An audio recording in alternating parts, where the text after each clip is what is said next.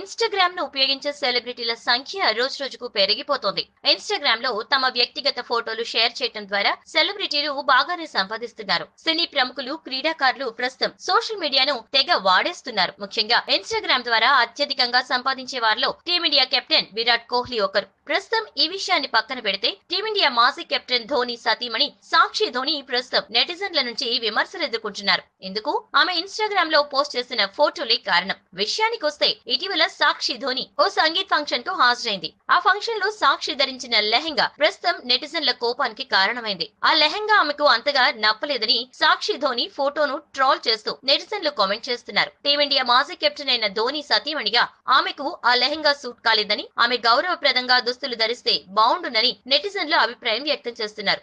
ఆ డ్రెస్ లో ఆమె అందంగా కనిపించినా ఆమె ధరించిన బ్లౌజ్ సరిగా కుదరలేదని మరికొందరు నెటిజన్స్ అంటున్నారు. అంతేకాకుండా ధోని ఎందుకు సాక్షిని ఇలాంటి డ్రెస్సులు ధరించేలా చేస్తున్నాడు అని జెంటిల్ పర్ఫెక్ట్ మ్యాన్ అయిన ధోని ఆయనలా సాక్షిని ఉండేలా చేయాలని కొందరు హితవు పలికారు. సాక్షి మేడం, ఆ లెహంగా మీకు సూట్ కాలేదు.